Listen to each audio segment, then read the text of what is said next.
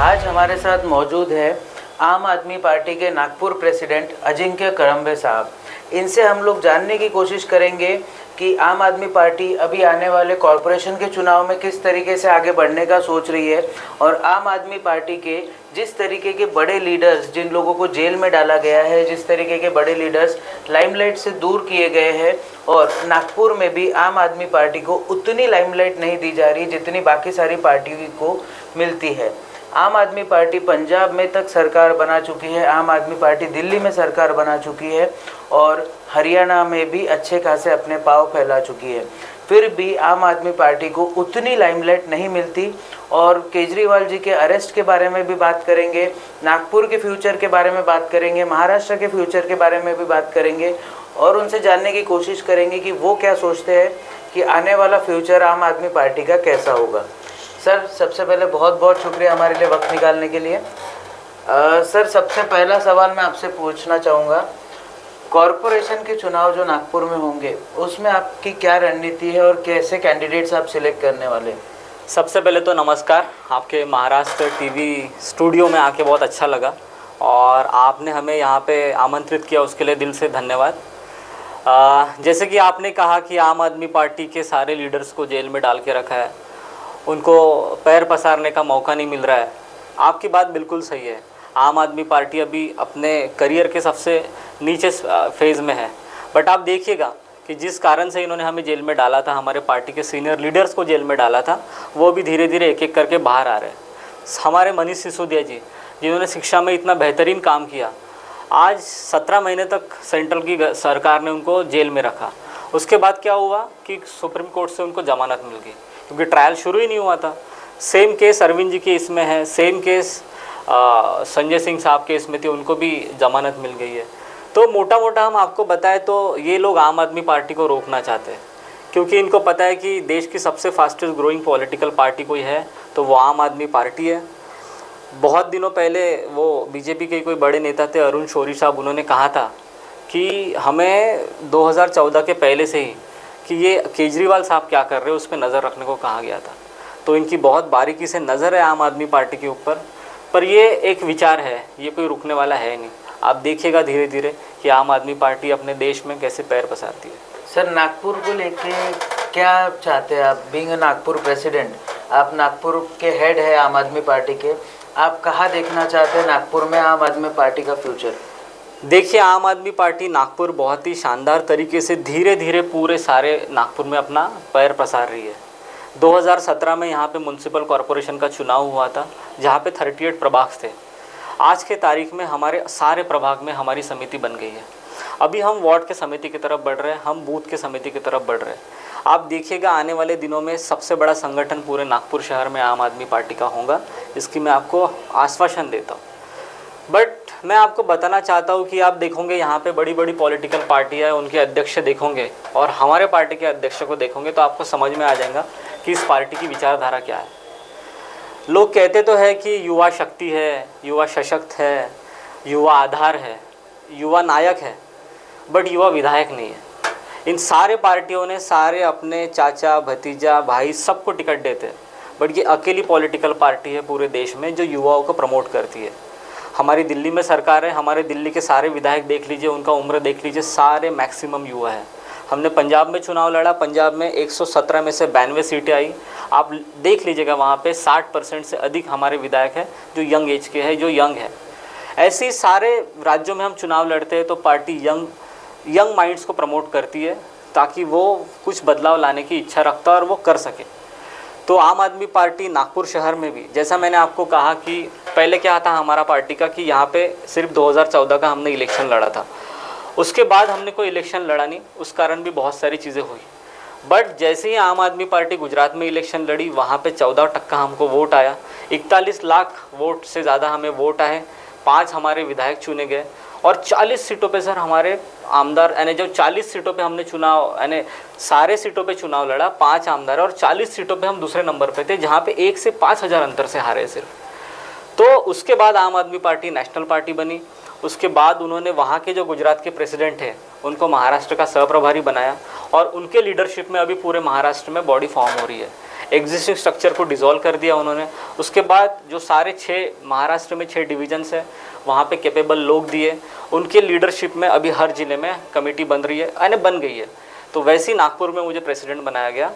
हमने आते ही सारे हमारे जो वॉलेंटियर मैपिंग करके हमने हमारे जो समर्थक थे उनसे बात करना शुरू किया। उसके बाद नागपुर की अच्छी फॉर्मेशन हुई। उसके बाद हम प्रभाग, आपको जैसे मैंने बताया कि 38 के 38 प्रभाग में हमारी बॉडी बन गई है। आने वाले म्यूनसिपल कॉरपोरेशन में हम एक प्रोग्राम लेके आने वाले हैं युवाओं के लिए, जिसमें हम 2 दिन का रेसिडेंशियल ट्रेनिंग देंगे उनको। उसमें हम सिखाएंगे कि एनएमसी क्या होता है, एनएमसी के मुद्दे क्या होते हैं, वहाँ इलेक्शन कैसे लड़ा जाता है, आम आदमी पार्टी कैसे फाइट करेंगी। और आप आम आदमी पार्टी में आइए, हम आपको बताएंगे कि, और हम आपको लड़ाएंगे और हम आपको कॉरपोरेशन के सदन में बिठाएंगे। सर, जैसे हमने देखा है कि इलेक्शन लड़ने का कॉस्ट इतना हाई हो गया है कि एक आम आदमी तो सोच भी नहीं सकता कि वो देश की अगर भलाई भी करना चाहे तो वो इलेक्शन के ज़रिए कर सके। क्योंकि अगर एक छोटा सा कॉरपोरेटर का भी इलेक्शन देखा जाए तो 30 से 40 लाख कम से कम खर्चा आता है। तो आम आदमी पार्टी इन सब चीज़ों से कैसे टैकल करती है? देखिए, आप जो कह रहे हैं मैं समझ सकता हूँ कि आप बड़े बड़े पार्टियों को देखते होंगे तो उनका खर्चा आप बता रहे। इतना खर्चा नहीं लगता है साहब। मैं आपको एक प्रभाग का कैलकुलेशन बताऊँगा। एक प्रभाग में 60,000 मोटा मोटा वोटर्स हैं। अगर आपको वहाँ पे कॉरपोरेटर बनना है तो समझ लीजिए 15,000 वोट आपको चाहिए। अगर आपको 15,000 वोट चाहिए तो कम से कम आपको 30-35 हज़ार लोगों तक पहुँचना पड़ेगा। अगर 30,000 लोग तक पहुँचना है, इसका मतलब मोटा मोटा 6,000 घरों तक पहुँचना है। अगर आपको 6,000 घरों तक पहुँचना है तो एक मोटा मोटा अगर एवरेजली एक आदमी, मेरा एक वॉलंटियर, मेरा एक सहकारी अगर 50 घर भी देखता है तो मुझे 120 लोगों की टीम चाहिए। आज मेरे पास वो टीम है। अभी मुझे क्या चाहिए कि मुझे जो एडवर्टाइजमेंट और प्रसार के लिए जो प्रिंटिंग मटेरियल चाहिए वो चाहिए। क्योंकि हमारी पार्टी सर दुनिया की सबसे गरीब पार्टी है पर दुनिया की सबसे फास्टेस्ट ग्रोइंग पॉलिटिकल पार्टी है। तो हमको सिर्फ किसी को दारू नहीं पिलाना है, किसी को कुछ खिलाना नहीं है, कुछ को कुछ पिलाना नहीं है। हमने नागपुर म्यूनसिपल कॉरपोरेशन का बजट पढ़ा है, हम इसमें क्या कर सकते हैं। हमारा इस्टेब्लिशमेंट मॉडल है दिल्ली में हमने स्कूलों में क्या करा है ये सारी दुनिया को पता है। हमने अस्पतालों में क्या करा है ये सारी दुनिया को पता है। Door step delivery of services, बहुत सारी चीज़ें हैं जो हम नागपुर म्यूनसिपल कॉरपोरेशन में इसको लागू कर सकते हैं। हमारी मैनिफेस्टो टीम बनी है, हम दिल्ली से कोऑर्डिनेट करके और नागपुर के बड़े बड़े लोगों से बात करके एक अच्छा मैनिफेस्टो बना रहे हैं और वही लेके हम नागपुर के लोगों तक जाएंगे और हम उनको कहेंगे कि हम यंग लोगों को आप चांस दीजिए और इसी तरीके से हम सामने जाएंगे। तो इसमें आप जितना खर्चा बता रहे हो उतना बिल्कुल नहीं लगता है, उससे भी 5-6 गुना कम खर्चे में हम कॉरपोरेटर बन जाएंगे। सर, थोड़े से टफ क्वेश्चंस की तरफ बढ़ते हैं। सर, जैसे अरविंद केजरीवाल जी जो आम आदमी पार्टी के सर्वा है आज के डेट में भी, उनको जेल में डाला गया। आपको क्या लगता है उनका अरेस्ट इलीगल है, पॉलिटिकली मोटिवेटेड है, किस तरीके से देखते हैं इसको आप? देखिए, आप समझ लीजिए कि अरविंद केजरीवाल को उन्होंने जेल में डाल दिया। अरविंद केजरीवाल कौन थे? मीन्स 2012 के अन्ना हज़ारे आंदोलन के पहले बहुत ही सीमित लोग थे जो उनको जानते थे। उसके बाद उन्होंने इंडिया अगेंस्ट करप्शन की लड़ाई लड़ी। उसके बाद उन्होंने जो हमारा लोकपाल बिल था, जन लोकपाल बिल था, जो हमारा पास नहीं होने दिया, उसके बाद उन्होंने हमको चिढ़ाया कि आप राजनीति में आइए और राजनीति में आके हमने उनका ही क्या हश्र कर दिया, आपको सबको पता। तो ये अरेस्ट जो है, हम आपको अभी भी बता रहे हैं, ये अरेस्ट सिर्फ इस विचार को रोकने का एक उनका जरिया था जो अभी फेल हो चुका है। क्योंकि उन्होंने ऐसे कानून हमारे नेताओं पे लगा दिए जो आतंकवादी और ड्रग्स माफियाओं के खिलाफ लगाते हैं। Prevention of money laundering act साहब, जो देश में इतनी अच्छी सर्विसेज दे रहा है, जिन्होंने देश में दिल्ली में इतना अच्छा मॉडल दिया है, उनके ऊपर आप प्रिवेंशन ऑफ मनी लॉन्ड्रिंग के एक्ट लगा के उनको जेल के अंदर डाल रहे हो। आप इतनी बड़ी सरकार हो, आप इतनी पावरफुल सरकार हो, 17 महीने हमारे नेताओं को अंदर रखते हो, उसके बाद भी आपको कोई ऐसा प्रूफ नहीं मिलता है, कोई चवन्नी नहीं मिलती है कि आप उनके खिलाफ कोई ठोस एविडेंस देके उनको फिर से ये कर सको। तो ये सारा षड्यंत्र है, ये पॉलिटिकल वेंडेटा का एक प्रॉपर एग्जाम्पल है। पर इस विचार को कोई रोक नहीं सकता है। जैसे कहा बोला जाता है ना कि जिस विचार का समय आता है उसको रोका नहीं जा सकता, वैसे ही आम आदमी पार्टी के विचार का समय आ गया है और अभी इसको रोकना बीजेपी का, तो मुझे नहीं लगता कि इस पार्टी का कोई अल्टरनेटिव होगा। क्योंकि ये सोशल सिक्योरिटी वाली पॉलिटिक्स करती है, जो लोगों की मूलभूत सुविधाएं है उसकी पॉलिटिक्स करती है। अगर आप नीचे के तबके को, लोगों को अगर थोड़ा एक प्लेटफॉर्म देके ऊपर उठाएंगे तो देश ही बढ़ेगा, देश की ही तरक्की होगी। सर, जैसे आप बोल रहे हैं कि आम आदमी पार्टी एक एथिक्स को लेकर पॉलिटिक्स बदलने के लिए आई थी, आम आदमी पार्टी ने एक इथिकली सोचा था कि हम लोग ऐसे ऐसी पॉलिटिक्स चलाना चाहते हैं, एक क्लीन पॉलिटिक्स का नैरेटिव लेकर आई थी। फिर ऐसा क्यों हुआ सर कि एक संस्थापक सदस्य कुमार विश्वास जी, जो पार्टी के बहुत बड़ा नाम था उनका, इसके अलावा भी योगेंद्र यादव जी थे, बहुत सारे लोग थे, क्यों पार्टी से इन लोगों ने दूरी बना ली, क्यों पार्टी ने इनको अनदेखा किया? सर ये देखिए, ये क्वेश्चन, मैं बहुत छोटा आदमी हूँ इस सारे का जवाब देने के लिए, मैं बहुत छोटा कार्य करता हूँ इस पार्टी का। बट ये पॉलिटिकल पार्टी एक, मैंने आपको जैसे कहा कि ये विचार है। अब ये जैसे जैसे सामने बढ़ेंगी, बहुत सारे लोग आएंगे, बहुत सारे लोग छोड़ के जाएंगे, ये तो सिलसिला है, ये तो होते ही रहेगा। बट हमें मीन्स लगता है कि इतने बड़े बड़े लोग जिनसे हमें प्रेरणा मिलती थी, आज वो पार्टी में नहीं है, तो उनकी कमी तो ऑब्वियसली खलती है। बट मैं आपको यही कह सकता हूँ कि उन इतने बड़े लोगों के बड़े लोगों के ऊपर मैं कमेंट करूँ, ये उचित नहीं है। सर आने वाले समय में जैसे आम आदमी पार्टी का नागपुर में कोई और उभरता हुआ सितारा आप देख सकते हैं?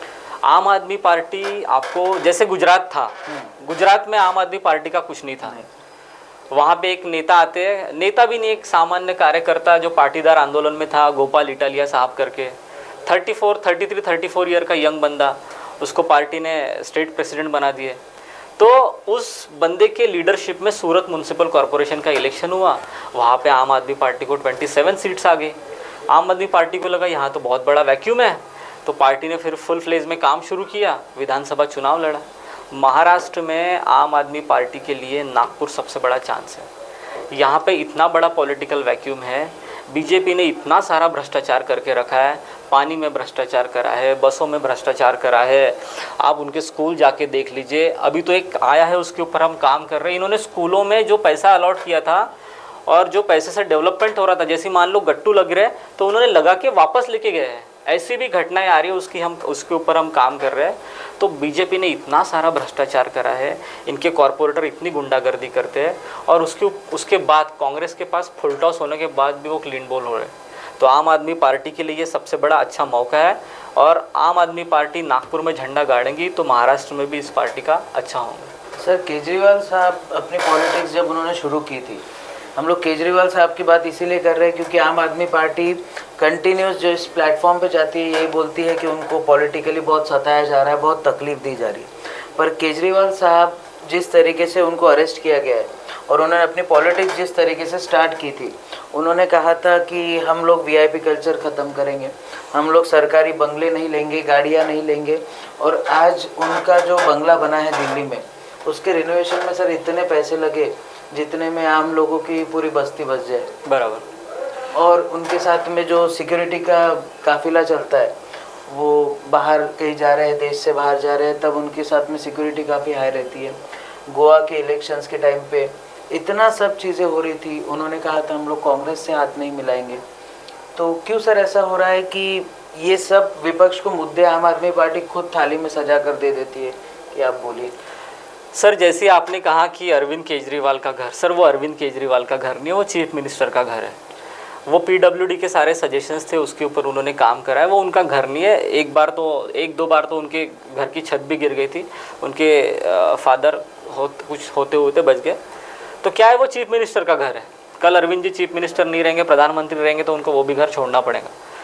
और बात आपने करी कि मीन्स कि आप थाली में परोस के देते हैं मुद्दे। देखिए सर, हमारा ये इंटेंशन नहीं है, हम वहाँ पे वो सत्ता भोगने गए नहीं हैं। जितनी ज़रूरत होती है उतना ही हम करते हैं। सिक्योरिटी आप बात कर ले तो इतना लाव लश्कर लेके हम चलते नहीं, उसमें भी जितना रिडक्शन हो सकता है उसके लिए करते हैं। जो बेसिक सिक्योरिटी चीफ मिनिस्टर को लगती है, जो प्रोटोकॉल है उसके हिसाब से ही दी जाती है। और आपने एक और चीज़ कही कि अरविंद जी विदेश जाते हैं। अरविंद जी विदेश नहीं जाते अभी तक।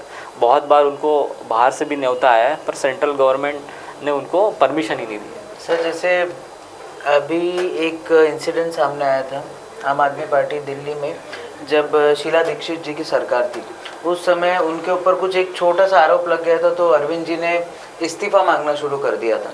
अब अरविंद जी को बेल तक नहीं मिल रही है, जबकि कोर्ट में 2-3 बार शायद बेल एप्लीकेशन उन पर सुनवाई हुई है। तो अभी उनको नैतिकता के आधार पे क्या इस्तीफा नहीं देना चाहिए, ऐसा अपोजिशन भी पूछता है। सर देखिए, आप इस पूरे पॉलिटिक्स को समझिए। उस टाइम का पॉलिटिक्स अलग था, इस टाइम का पॉलिटिक्स अलग है। बीजेपी ने ऑलमोस्ट देश की, जैसे अब हम महाराष्ट्र में बैठे हैं, आप महाराष्ट्र में देख लीजिए, शिवसेना के 2 टुकड़े कर दिए। कैसे करे, क्या करे, मुझ आपसे बेहतर तो मैंने बताना कोई है नहीं। इन्होंने एनसीपी को, नेशनलाइज कांग्रेस पार्टी के एनसीपी के 2 टुकड़े कर दिए। उसके बाद वो सारे सत्ता में मिल गए, यानी बीजेपी के साथ मिलकर सत्ता में बना लिए। इन्होंने कर्नाटका में भी ऐसे किया था, इन्होंने मैक्सिमम सारे स्टेट में ऐसा किया। पर जब ये दिल्ली गए, इनका ऑपरेशन लोटस जब दिल्ली गया तो वो फेल हुआ। हमारे सारे विधायकों पे केस है, इन्होंने केस करके रखे, ईडी को डराया, सब कुछ करा।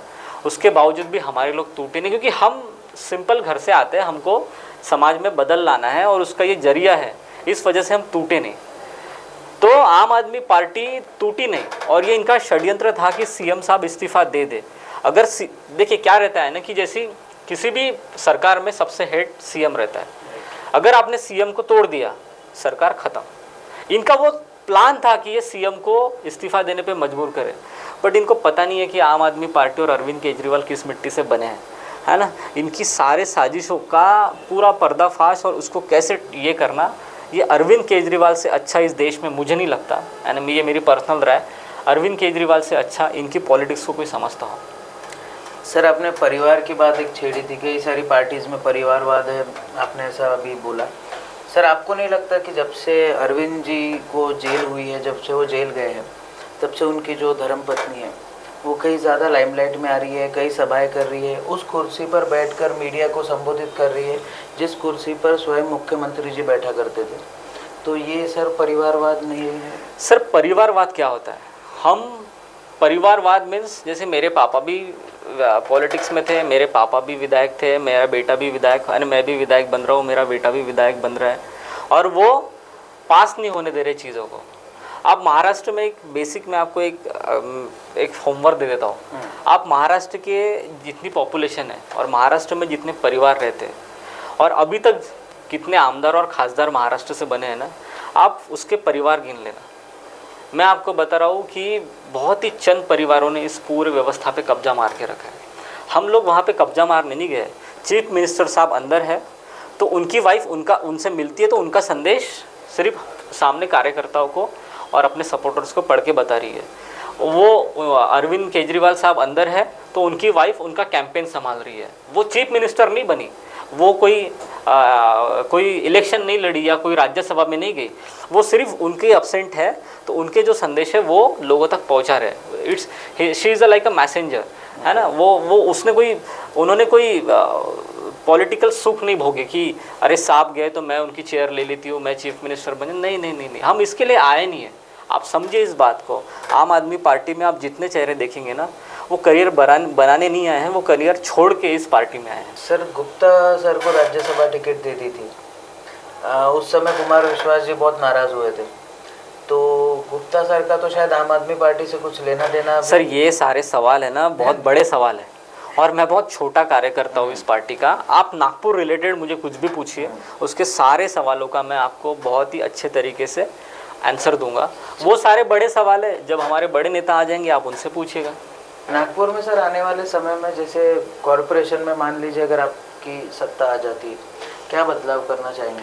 आप देख लीजिएगा साहब, दिल्ली में हमारी सरकारी स्कूल देख लीजिए, वहाँ पे हैप्पीनेस करिकुलम है, वहाँ पे देशभक्ति करिकुलम, वहाँ पे एंटरप्रेन्योरशिप करिकुलम। आप ये यहाँ की जितनी भी बड़ी बड़ी स्कूलें होंगे ना, उससे काफ़ी बेहतरीन स्कूलें बनाएंगे। अगर हम नागपुर म्यूनसिपल कॉरपोरेशन में आते हैं तो नागपुर म्यूनसिपल की सारी 117 स्कूल का कायाकल्प करेंगे। ये तो हमारे मैनिफेस्टो में नंबर 1 पे रहेगा। यहाँ पे बहुत सारी डिस्पेंसरीज़ हैं, इन सारे डिस्पेंसरीज़ को हम मोहल्ला क्लिनिक में कन्वर्ट करेंगे।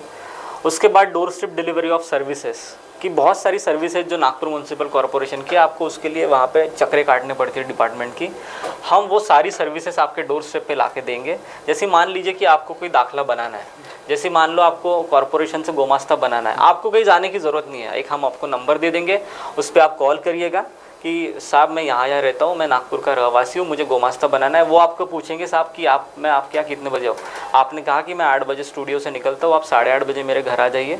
वो आपका एड्रेस सारा वेरीफाई करके 8:30 बजे आपके आ जाएगा। जो डॉक्यूमेंट रहेंगे उसको स्कैन करेगा, आपका बायोमेट्रिक जो इसेंशियल डॉक्यूमेंट लगते हैं वो होने के बाद विदिन 7 डेज़ में जो भी टाइम पीरियड रहेगा आपके पास वो डॉक्यूमेंट आ जाएगा। ऐसी बहुत सारी चीज़ें हैं योगा का है, उसके बाद नाली के ऊपर काम करना है, सीवेज के ऊपर काम करना है, पानी के ऊपर काम करना है, उस पर हमारी टीम काम कर रही है। हम जल्दी आपको एक डिटेल मैनिफेस्टो लेके आपके पास आएंगे, आपके स्टूडियो में फिर से बैठेंगे। सर, जो महाराष्ट्र के आखिरी 2 सवाल लेंगे। जो महाराष्ट्र की राजनीति है ये काफ़ी कॉम्प्लिकेटेड है, खासतौर से नागपुर की। नागपुर में इतनी बड़ी बड़ी पार्टियां हैं, कांग्रेस है, बीजेपी है, बीएसपी भी कई कुछ हद तक है, अभी तो एआईएमआईएम वाले भी आ रहे हैं। तो इन सब बड़े बड़े लोगों से किस तरीके से आम आदमी पार्टी टक्कर ले रही है, जिसके पास में फंड्स कम है, जिसके पास में रिसोर्सेज कम है और जिसके पास में बाकी मीडिया कवरेज कम मिलती है कंपैरेटिवली। इन लोगों के बड़े बड़े नेता जब आते हैं तो कई ज़्यादा मीडिया कवरेज मिलती है। तो किस तरीके से आम आदमी पार्टी इन सब चीज़ों से, आप प्रेसिडेंट हैं, आप किस तरीके से नागपुर में इन सब चीज़ों से डील करते हैं?